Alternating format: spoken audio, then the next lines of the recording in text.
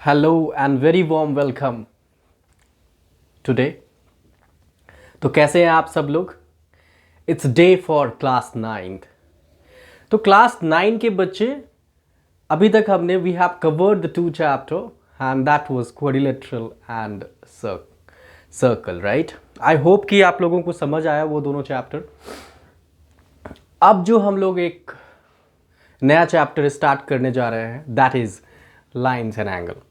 Geometry को लेकर के ज़्यादा टेंशन होता है दिमाग में बच्चों को, तो सबसे पहले मैं उस डर को ही भगाना चाहता हूँ। Geometry needs to be solve first, तो सबसे पहले उसको ही ख़त्म कर लेते हैं। लाइन्स एंड एंगल बहुत ही इंटरेस्टिंग चैप्टर है और इसको समझना है कि आखिर ये चैप्टर कैसे, क्या क्या चीज़ें होने वाली है इस चैप्टर में, क्या पढ़ने की ज़रूरत है। So again welcome to Jha classes and we are going to study the new chapter today and that is lines and angle। तो सबसे पहली बात जो हमें समझने की ज़रूरत है इस चैप्टर में कि लाइन्स एंड एंगल से रिलेटेड जब आप क्वेश्चन बनाओगे तभी बना पाओगे जब इसके सारे बेसिक टर्म्स को समझ पाएंगे। लाइक लाइन्स क्या होती है, एंगल क्या है, डिफरेंट टाइप्स के पैरेलल लाइन से related different angles, corresponding angle, alternate interior and all that। Angles फिर डिफरेंट टाइप्स के angle, adjacent angle, pair of angles, है ना? तो ये सारे टर्म्स आपको वन बाय वन समझने की ज़रूरत है, तब जाकर के हम इसके कॉन्सेप्ट, इसके क्वेश्चंस को समझ पाएंगे। यदि हम डायरेक्ट क्वेश्चन में चले जाएं तो फिर बात वही हो जाती है कि बिना समझे आप कुछ करने की कोशिश कर रहे हैं and that will not help you anyway. तो कुछ भी आगे बढ़ने से पहले हमें इसके सारे बेसिक कॉन्सेप्ट को समझने हैं। तो one by one we are beginning today, that is the concept of lines and angle, the first. तो सबसे पहले, चूंकि नाम देखिए क्या कह रहा है, लाइन्स एंड एंगल, तो लाइन्स को समझना है और एंगल्स को समझना है ना? वेराइटी ऑफ लाइन्स होने वाले हैं, उसके बेसिस पे डिफरेंट एंगल्स, उसका कोरिलेशन समझेंगे कैसे क्या होता है। तो शुरुआत हम लोग करने वाले हैं। The first point what we need to understand that what is line. जब हम चैप्टर को एक्सप्लेन करते हैं तो उसके पहले तो चैप्टर की जो हेडिंग है उसको ही समझ लेते हैं, क्योंकि बहुत हद तक बातें उसी में छिपी होती है। लाइन्स क्या है, एंगल क्या है, जब आपको यही क्लियर नहीं होगा तो कहां से बना पाएंगे आप क्वेश्चन, है ना? तो let's begin with the topic line. तो बताइए आप लोग कि लाइन क्या है। बहुत बचपन में हम लोगों ने सीखा है लाइन के बारे में, है ना? वी हैव लर्नड ये बेसिक सा इंफॉर्मेशन जो क्लास 6-7 में भी सिखाया जा रहा है, सिखाया गया है एक्चुअली में। तो लाइन क्या होती है? यदि हम लाइन को सिंपली डिफाइन करें तो आप कह सकते हैं कि it is a combination of points. जब बहुत सारे पॉइंट्स को एक जगह मिला दे तो एक लाइन बनाता है, राइट?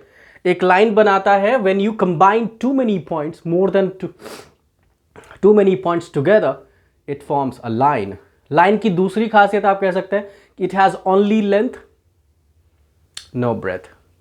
तीसरा पॉइंट आप लाइन के बारे में कह सकते हैं कि इसकी जो लेंथ होती है वो इनडेफिनिट होती है, means it can extend from both and. कोई फिक्स्ड लेंथ नहीं होती है। जब भी हम लाइन की बात करेंगे so it will not have any fixed length। तो चलिए लिख लेते हैं इस बात को। It is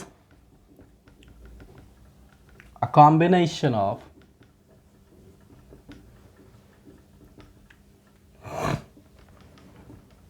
points। It is a combination of points, combination of points। ये बात तो समझ आ रही है। इसके बाद हम लोग लिख सकते हैं it has only length, no breadth. Breadth नहीं होनी चाहिए, लेंथ ही होती है। नेक्स्ट हम लोग जो समझ पा रहे हैं कि it has indefinite length, means no fixed length, it has no fixed length, it has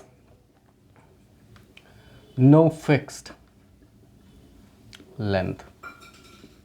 अब इसको थोड़ा एक्सप्लेन करेंगे विद एन एग्जाम्पल से समझेंगे। सपोज करिए कि हमने, अब देखिए पहली बात हमने क्या कहा कि पॉइंट से मिला हुआ है। कैसे पॉइंट से कैसे मिला हुआ है? जब आपने बहुत सारे पॉइंट्स को ऐसे ज्वाइन कर दिया, सपोज करिए ये यदि बहुत नजदीक आ जाए, तो एक ऐसा स्ट्रेट लाइन ही तो बनाया है ना। और जब इसकी कोई लेंथ आपको डिसाइड ना हो, दोनों तरफ हमने एरो लगा दिया, इट मीन्स कि it can extend that side also and this side also, left and right both ways. यदि ऐसा हो रहा है तो हम क्या समझ रहे हैं, what are we understanding about this, कि एक तो पॉइंट से बना है, फिक्स लेंथ कोई नहीं है, कितनी लेंथ है इसकी फिक्स आपको आइडिया नहीं है, क्योंकि ये एक्सटेंड कर सकता है, एरो साइन उसी के बारे में बता रहा है। और जो तीसरा पॉइंट है कि इसमें लेंथ है, ब्रेथ नहीं है। अभी वैसे मार्कर से लिखने से थोड़ा मोटा हो रहा है, बट एक्चुअली जो लाइन बनाते हैं should not have any breadth, right. तो यहां पे यदि हम कोई मार्क करें a point A and B, तो यहां पे कह सकते हैं हियर ए बी। अब ए बी के ऊपर आप ऐसा एरो दिखा सकते हो, this arrow, both end of the arrow on a line represents कि ये लाइन को रिप्रेजेंट कर रहा है, ठीक है। Here A B is a line. कभी कभी हम ये 2 पॉइंट नहीं लिख करके सिंगल, आप यदि इसको सिंपल एल लिख दे तभी भी काम चलता है। एल इज, हम इसको सिंपल एल एम एन कुछ भी लिख करके भी सिंगल लेटर में भी रिप्रेजेंट कर सकते हैं, राइट। तो what we are understanding about the line, line के बारे में क्या समझ आ रही है कि line is a combination of point, it has only length, it has no fixed length.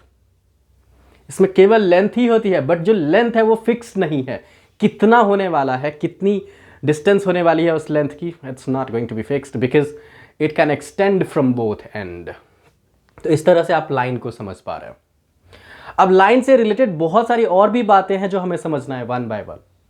जो नेक्स्ट है आपका नंबर 2, ये सारे टर्म हैं, इस चैप्टर को समझने से पहले ये सारे बेसिक टर्म हैं जो हमें समझना पड़ेगा इस चैप्टर को समझने के लिए। कुछ बच्चों को यदि पता है तो अच्छी बात है, जिसको नहीं पता है तो वो समझ लीजिए क्या है। The next term what we need to discuss is line segment. What is line segment? Line segment की बात कर रहा है। लाइन सेगमेंट, ये बात देखिए नाम से बहुत कुछ पता चल जाता है। लाइन सेगमेंट कह रहा है तो ये बात तो क्लियर है कि ये लाइन के बारे में ही है, और एक्चुअली में ये लाइन का ही पार्ट होता है।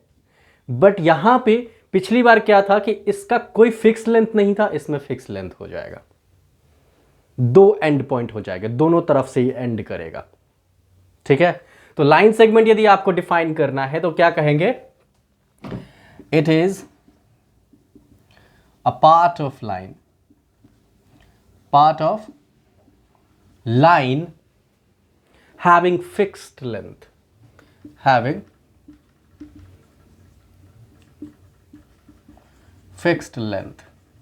ये बात समझ पा रहे हैं आप? इसके साथ एक और लाइन हम ऐड कर सकते हैं कि it ends from both end, it ends या it has 2 end point, it has, ये भी कह सकते हैं आप, it has 2 ends points. Clear है ये बात? लाइन का पार्ट है, फिक्स्ड लेंथ है, 2 एंड पॉइंट होती है, लाइन सेगमेंट। अब एग्जाम्पल देखते हैं, लेट्स टॉक अबाउट एग्जाम्पल। अब की बार क्या करेंगे, फिर से हम ए बी ही बनाने वाले हैं, लेकिन एरो नहीं लगा करके, एरो नहीं लगा रहे, सिर्फ यहां पे डॉट लगा रहे हैं दोनों तरफ, दिस ए बी। तो इसको आप क्या कहोगे, what is this? This is line segment. तो हियर लिखेंगे, हियर ए बी के ऊपर एक सिंपल लाइन बना दीजिए, A B is a line segment, is a line segment. Any question? I don't think ये क्वेश्चन होना चाहिए। लाइन समझ आ रहा है, लाइन सेगमेंट समझ आ रहा है। लाइन में क्या था कि it was extending from the both end, but it will have the fixed, line segment में फिक्स्ड लेंथ हो जाएगी।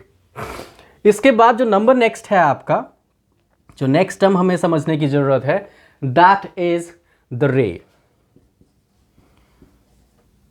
अब आप पूछ सकते हैं कि सर ये सब जो हम लोग पढ़ रहे हैं इसका क्या इस चैप्टर से कोई रिलेशन है? ऑब्वियसली बहुत रिलेशन है, नाम से ही पता चले लाइन्स एंड एंगल है, तो ये नहीं समझेंगे तो कहाँ से समझ पाएंगे? पहले लाइन को समझिए, कितने वेराइटी ऑफ लाइन्स हो सकते हैं, फिर उसके बाद जो है आप सेगमेंट को एंगल्स को समझिए, एंगल्स किस तरह के हो सकते हैं, फिर इन दोनों का आपस में रिलेशन किस तरह से हो सकता है। Will have to understand these all. तो रे को समझते हैं, रे हिंदी में किरण है ना। तो हम रे के बारे में क्या कह सकते हैं? व्हाट कैन वी से रिगार्डिंग द रे?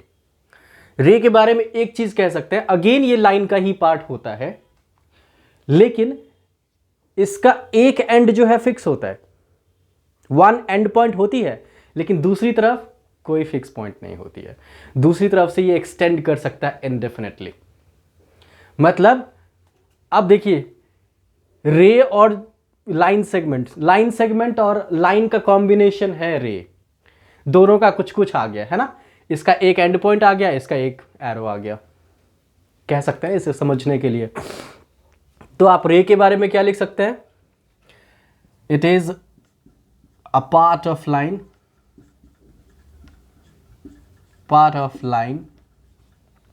having one end point and can extend from other end. Having one end point and can extend from other end. Any question? समझ पा रहे हैं क्या कहा, क्या लिखा आपने? कि लाइन का पार्ट तो है ही, एक एंड पॉइंट होने वाला है, दूसरा कि दूसरी तरफ से ये एक्सटेंड कर जाएगा। अब इसको ऐसे दिखा सकते हैं, ये एक डॉट बना दिया, ये this is A and this is B. यदि आप इसको रिप्रेजेंट करेंगे तो हियर ए बी यदि आप लिख रहे हो तो एरो, एक साइड एरो बनाइए, this is what the ray we call, A B is the ray. Getting? अब जैसे सनलाइट जो होती है, सन की जो लाइट हमारे अर्थ पे पहुंच रही है उसको रे कहेंगे, क्योंकि एक एंड उसका फिक्स है जो सन से रिलीज हो रही है, सन का पोजीशन फिक्स है, वहां से रे is coming on the earth, but वो अर्थ पे केवल अर्थ तक ही नहीं, दूसरी तरफ भी जा सकता है। अर्थ तो उसका एक डेस्टिनेशन कह सकते हैं, but it can extend anywhere, है ना। तो इसीलिए हम उसको रे कहते हैं, वी डू कॉल इट रे। तो लाइन समझ आया, लाइन सेगमेंट समझ आया, रे समझ आया। अब यहां से आगे चलते हैं। इसके बाद जो हमें समझने की जरूरत है वो है angle. What we need to understand further is the angle, right. तो समझते हैं, एंगल को समझ लेते हैं। Let's understand the angle. तब तक आप लोग कुछ अपना व्यूज बताइए कि एंगल के बारे में क्या पता है आप लोगों को। What exactly do you know regarding the angle? देखो, एंगल जो है, इतनी बात मैं कह दूं आप लोगों को, एक क्लू दे दूं कि एंगल जो है वो जब कोई दो रेज किसी एक ही पॉइंट से ओरिजिनेट हो, है ना, when two rays originates from the same point, किसी एक ही एंड पॉइंट से ओरिजिनेट हो, और उन दोनों रेज के बीच का जो गैप होता है, that is only the angle. समझ पा रहे हैं मैंने क्या कहा? When two rays originates from the same end point and the gap between them is nothing but the angle. Clear हो रहा है ये बात? The next term what we need to discuss is angle.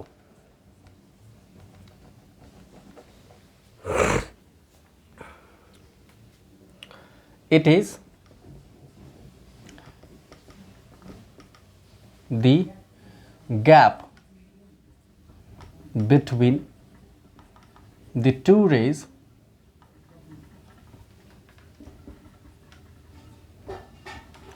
which originates from the same end point, which originates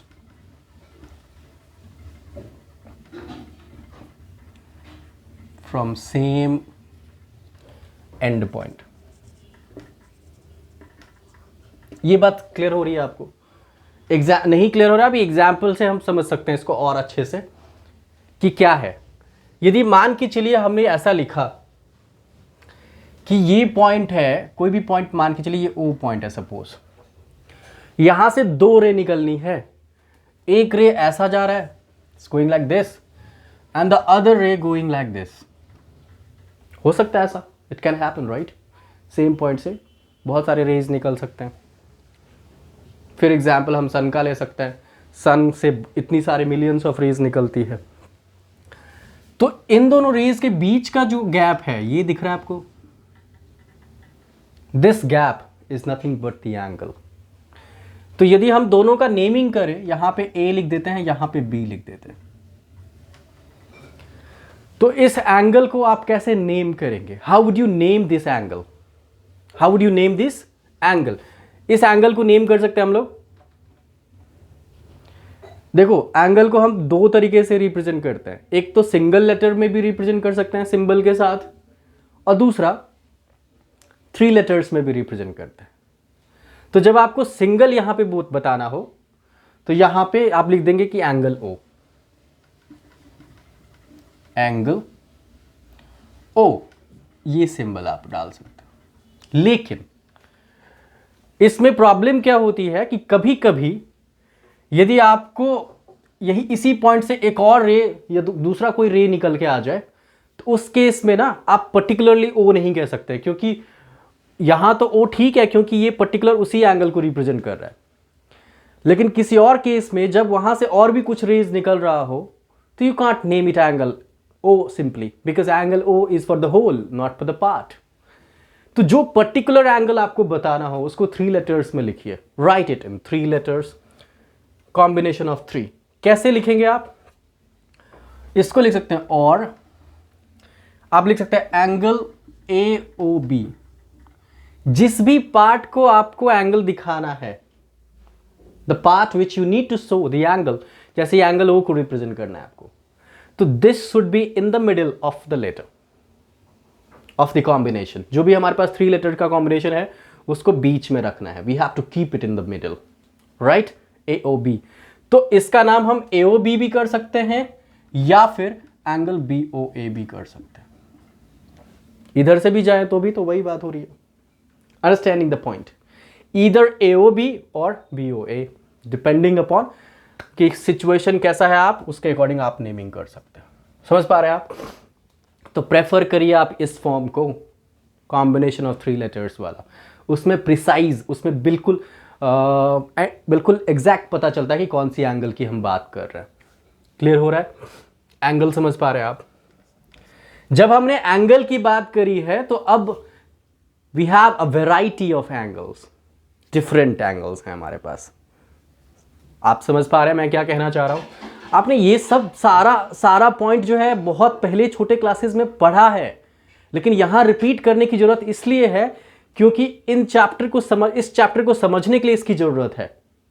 without understanding these topics you would not be able to solve the questions, है ना? तो ये बहुत जरूरी है समझना। कैसे समझेंगे आप इसको? इस तरह से इनके डेफिनेशंस को समझने, इसको रिलेट करिए आप अपने, आप प्रैक्टिस करके देख सकते हैं कैसे बनता है। Let's move on to types of angle, है ना? Types of angles, the next topic what we need to discuss here. यदि हम टाइप्स ऑफ एंगल की बात कर रहे हैं तो बहुत सारे एंगल्स हैं। The first one, the acute.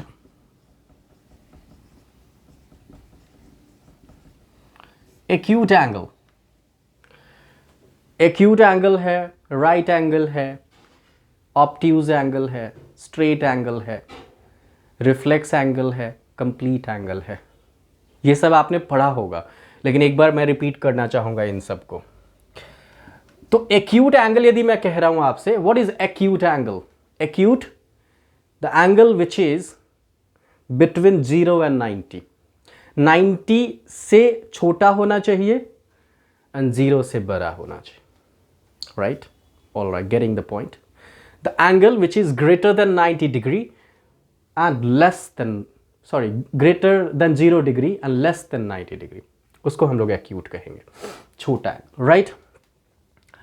The angle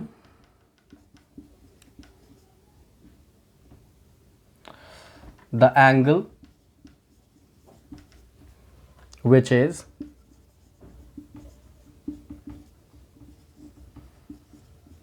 greater than 0 degree and smaller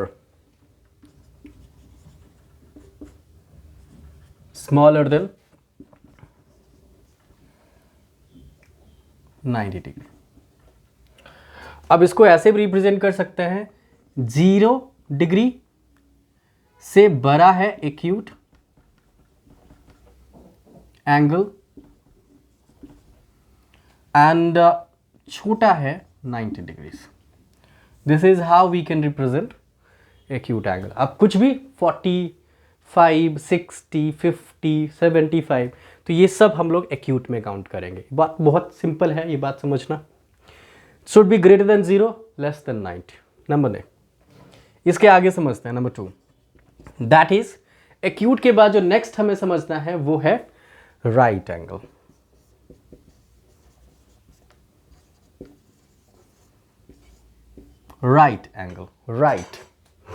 right angle काफ़ी पॉपुलर है क्योंकि एक थ्योरम है इसी से रिलेटेड, पाइथागोरस।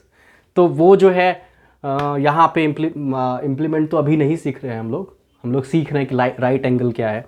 तो right angle means the angle which is equal to 90 degree, the angle which is equal to 90 degree, the angle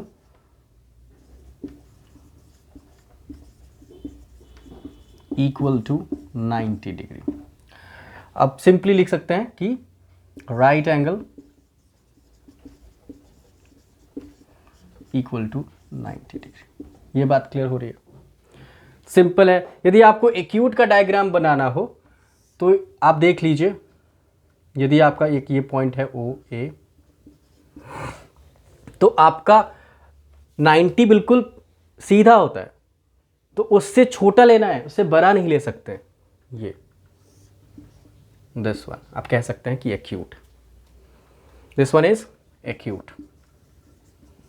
और यदि राइट दिखाना आपको तो right means perpendicular. Perpendicular word जो है उसी को रिप्रेजेंट करता है, राइट एंगल को ही, because that makes a 90 degree with the base. तो यदि हम ऐसा दिखा दें तो इसको कहेंगे आपकी ये राइट एंगल है। ठीक है, ये सब टर्म समझना जरूरी है, इसीलिए हम इसको कर रहे हैं। इस चैप्टर को समझने के लिए इसको जरूरी समझना है। अब राइट एंगल से आगे चले, the next topic what we need to understand is the obtuse. सारे एंगल को समझना पड़ेगा वन बाय वन। तो let's talk about the another angle, that is the obtuse angle. उसके बाद हमें समझना है, ऑब्ट्यूज के बाद जो समझना है वो है स्ट्रेट एंगल, देन फिर उसके बाद रिफ्लेक्स, देन फिर उसके बाद कंप्लीट। ये वैरायटी ऑफ एंगल्स हैं जो हमें समझने की ज़रूरत है, right? So let's talk about the next one, obtuse.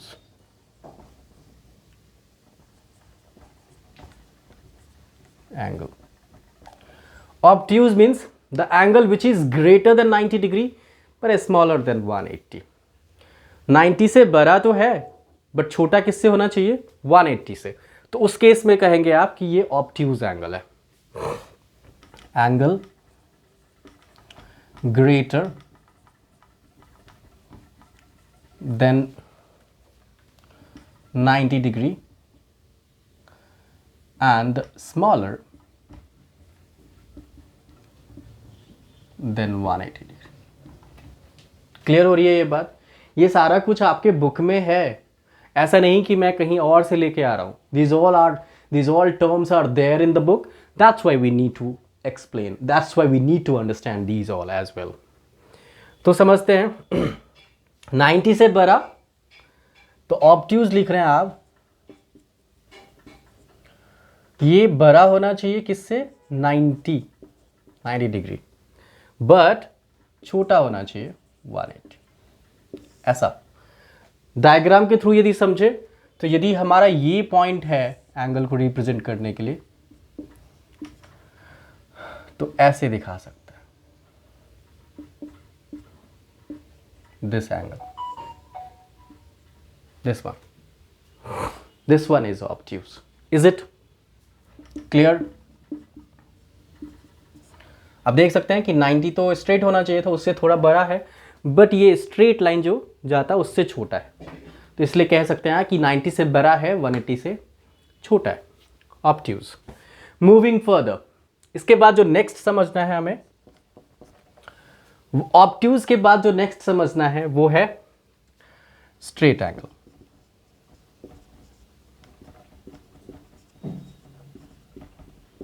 Straight angle, right, all right. Straight की बात कर रहा है मतलब सीधा। तो किसी भी लीनियर लाइन यानी कि किसी भी लाइन पे देखे, स्ट्रेट लाइन पे कौन सी एंगल बनती है? 180 की एंगल बनती है। तो आप इसको कह सकते हैं the angle equal to 180 degree. Angle equal to 180, simple. Straight angle equal to 180। Is it okay?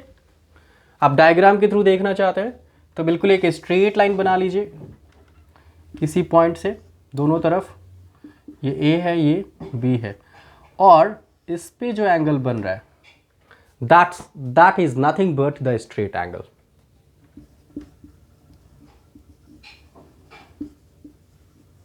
Clear है? That makes 180 degree. तो स्ट्रेट भी समझ आ गया, ऑब्ट्यूज भी समझ आ गया, acute, right, obtuse, straight.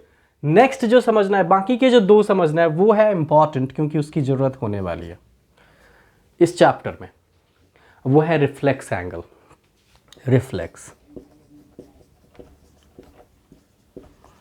When we say about the reflex angle, तो रिफ्लेक्स एंगल की खासियत क्या है कि it should be greater than 180 पर स्मॉलर देन 360। 180 से बड़ा होना चाहिए और 360 से छोटा होना चाहिए।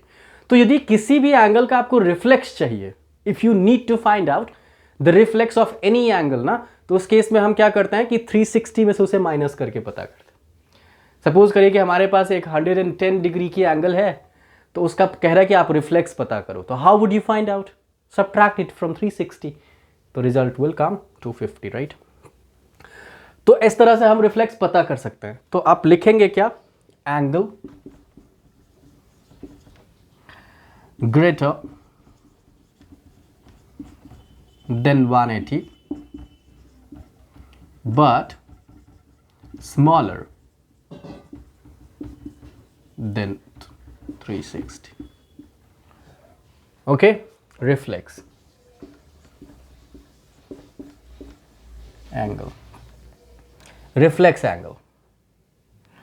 तो 180 से ग्रेटर है, स्मॉलर है 360। डायग्राम से देख सकते हैं, suppose this is the point जहां पे एंगल बननी है।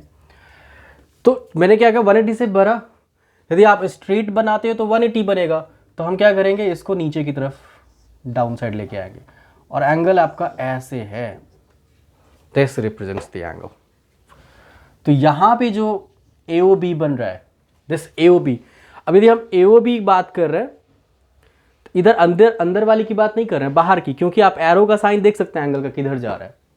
That is very important to understand, right? इस एरो के साइन से हमें ये पता चल जाता कि एंगल किस तरफ बन रहा है, वो भी आइडिया है। तो इस तरह से आप कह सकते हैं कि this is reflex angle, here AOB। Last जो हमें सीखना है वो है कंप्लीट एंगल। अब देखिए, कंप्लीट एंगल बहुत ही क्लियरली सेंस कहता है कि ये पूरा है। तो जो कंप्लीट एंगल है वो किसी पॉइंट पे बनता है, and that is nothing but 360। अब देखो, वॉच में भी सर्कुलर जो भी फिगर होगा उसके सेंटर पे जो है, किसी पॉइंट पे जो है एंगल जो बनती है वो कंप्लीट एंगल है। क्योंकि यदि इस आर्क को पूरा ज्वाइन कर दीजिए तो एक क्या बनेगा, 360 तो बनाएगा, and that is angle equal to 360 degree, angle equal to 360 degree. तो कैसे लिख सकते हैं, यदि आप ये पॉइंट है आपके लिए और ये लाइन है ओ ए, तो यहां से शुरू करते हैं, यहां पे जाना पड़ेगा आपको। This you can say as a complete, जहां शुरू किए वहीं खत्म, तो वो जो डॉट पे एंगल बना that is nothing but the complete angle. तो ये रही आपकी एंगल की कहानी, बट एंगल की कहानी अभी खत्म नहीं हुई है, पेयर ऑफ एंगल्स भी है।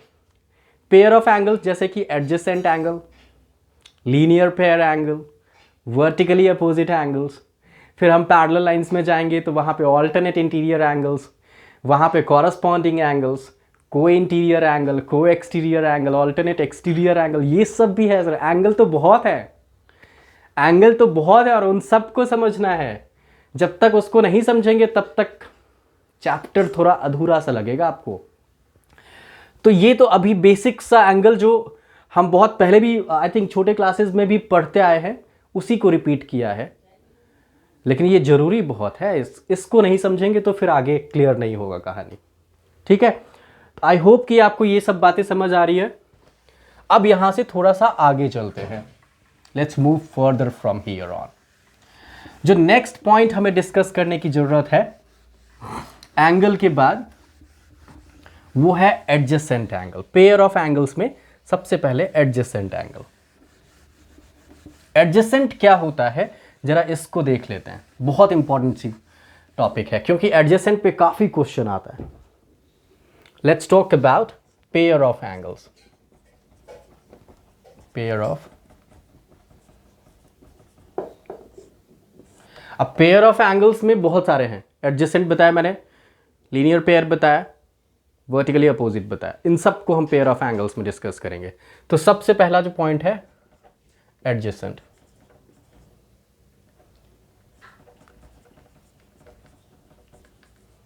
एंगल, एडजेसेंट वर्ड का मतलब होता है बगल में, है ना। एडजेसेंट वर्ड का मतलब बगल में, आपके नेबर, पड़ोसी जो हैं आपसे, जो अटैच्ड है। तो ये तो कॉमन मतलब लैंग्वेज में समझने का तरीका है, बगल में जो एंगल है। लेकिन मैथ्स के अकॉर्डिंग, इसके डेफिनेशन के अकॉर्डिंग यदि हम समझे तो ये कहता है कि व्हेन टू एंगल्स, दो एंगल जब उसका एक ही एंड पॉइंट हो, कॉमन एंड पॉइंट हो, कॉमन एंड पॉइंट हो और उसमें एक कॉमन आर्म हो और बाकी के जो दो नॉन कॉमन आर्म हो वो ईदर साइड में हो, दोनों तरफ, तब उन दोनों को हम लोग एडजेसेंट मानेंगे। ये तो बहुत जरूरी है इस बात को समझना। अब इसको एक्सप्लेन करते हैं एग्जांपल्स के through. If when two angles having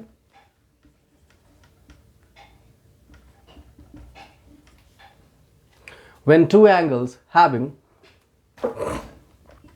common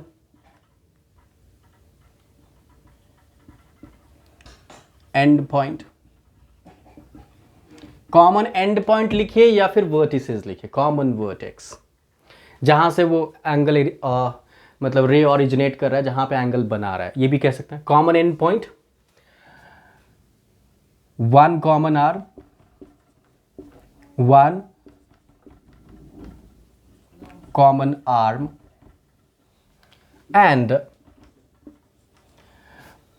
other two common arm and the other two non-common arm and the other two non-common arm lies on either side of the angle, lies on either side of the angle। अब ये बात बहुत जरूरी है समझना। इसको समझते हैं कैसे है कि दो एंगल तो है, मैंने वैसे नॉर्मल सी लैंग्वेज में क्या समझाया कि ये बगल की एंगल है, लेकिन बगल में कभी कभी कंफ्यूजन होता है, कैसे डिसाइड करें कि यही एडजेसेंट होगा, ये समझना बहुत जरूरी है। तो यदि हम डायग्राम के थ्रू समझें, सपोज करिए कि ये एक रे है ओ ए, जो कि एंगल बना रहा है ऐसे, this one O A B, एक तो एंगल ये हो गया। यदि हम इसी पॉइंट से एक दूसरा एंगल, सॉरी थोड़ा सा गड़बड़ हो गया, यदि इसी पॉइंट से एक दूसरा रे ड्रॉ कर ले और उसमें भी ऐसे एक एंगल बना दे और इसका नाम रख लें सी, है ना, तो आप देखिए इसकी सारी बात मिल जाएंगी इसमें कि कॉमन एंड पॉइंट, यही एंड पॉइंट इस वाले एंगल के लिए भी है और इसके लिए भी है, common and point, one common arm, ये जो बीच वाली ओबी आर्म दिख रही है आपको, ये कॉमन है, इस एंगल के लिए भी है और इस एंगल के लिए भी है, ये बात भी हो गई क्लियर। और जो बाकी के दो नॉन कॉमन है, जो दोनों में डिफरेंट है, वो एंगल के ईदर साइड में है, ईदर साइड एक दूसरे के अपोजिट में, है ना। तो यदि ऐसा कभी भी हो तो समझिए कि वो दोनों एंगल एडजेसेंट है ना। अब वैसे भी देख के आप कह सकते हैं यार बगल में तो है, बगल में है तो एडजेसेंट है, लेकिन डेफिनेशन वाइज ऐसे आपको मैच करना चाहिए, राइट। ऑल राइट, तो यहां पे नेमिंग कैसे करेंगे आप, हियर आप कहेंगे कि एंगल AOB, ये जो एंगल है वो एडजेसेंट है, is adjacent to angle COB का। Is it okay? I hope कि आप समझ पा रहे हैं ये बात। AOB is adjacent to COB. These two angles are adjacent to each other. I hope कि आपको ये समझ आ गया, adjacent angle, adjacent समझ आ गया। इसके बाद जो नेक्स्ट एंगल है वो है लीनियर पेयर, समझ ही लेते हैं उसको भी, फिर उसके बाद आज की कहानी खत्म करेंगे, क्योंकि अभी बहुत इंटरेस्टिंग सारी बातें बची हुई है, पैरेलल लाइंस की कहानी बची हुई है, उन सबको खत्म करके फिर हम लोग चैप्टर में मूव करेंगे। मेरा हमेशा मोटिव रहता है कि इस पूरे चैप्टर में क्या क्या है उसको पहले समझ लेते हैं, फिर जब एक्सरसाइज बनाएंगे ना तब मक्खन की तरह लगेगा कि अरे सर जी क्या बात है, एक्सरसाइज तो इजी निकल रही है। तो पहली बात आप लोग मुझे ये क्लियर करिए कि अभी तक जो जो टर्म्स हमने डिस्कस किया ये समझ आ गया आप लोगों को? लाइन क्या है, लाइन सेगमेंट क्या है, रे क्या है, एंगल क्या है, वेराइटी ऑफ एंगल्स जिसमें acute, right angle, straight angle, obtuse angle, reflex angle, complete angle, फिर adjacent angle, pair of angles. Clear हो रहा है? यदि क्लियर हो गया तो एक और पॉइंट हम लोग दूसरा एक और एंगल पेयर में समझ लेते हैं, लीनियर पेयर।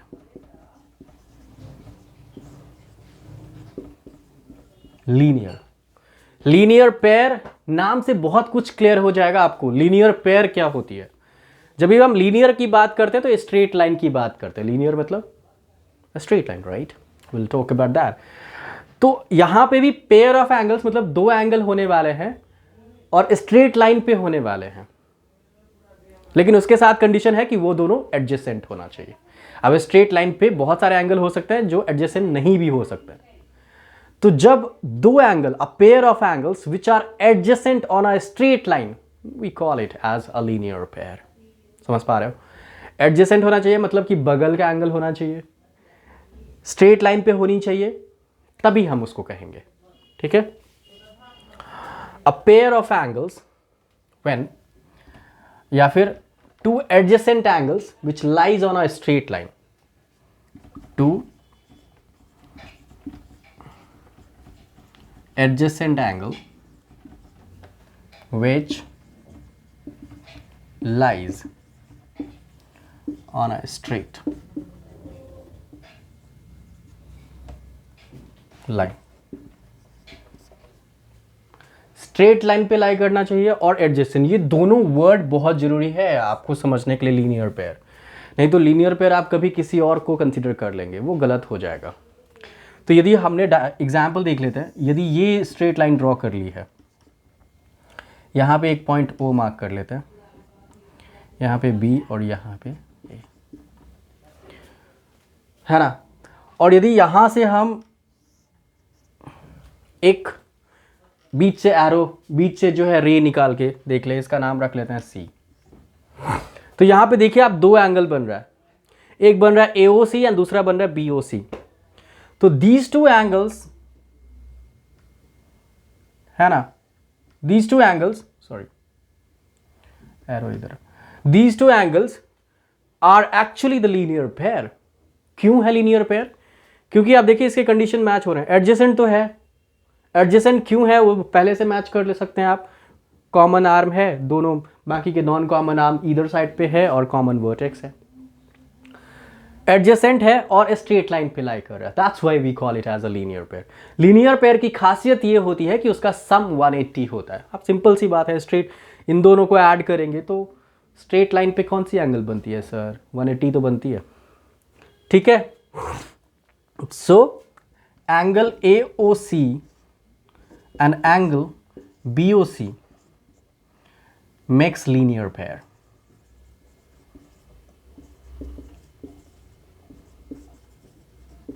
एंगल, अब खासियत मैंने क्या बताया, linear pair will have sum of 180 degree angle, sum of linear pair angles equal to 180।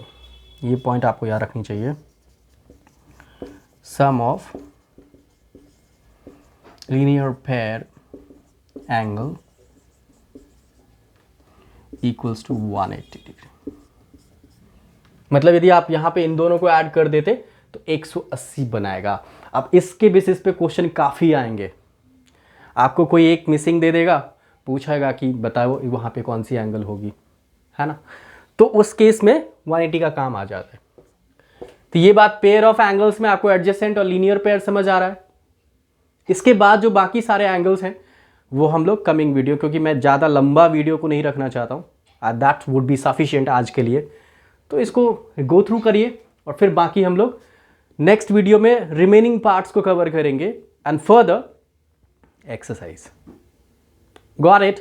कैसा लगा आज का वीडियो कमेंट करके बताइए। कुछ नहीं समझ आया, कुछ फीडबैक बताना हो आपको, कुछ भी देना हो, कुछ भी आपके मन में क्वेश्चन है तो कमेंट करके बताइए and I will try to cover up that questions as well. Okay, so thank you for the day. अच्छा लगा तो subscribe and like and share to someone who requires. Thank you. Bye-bye.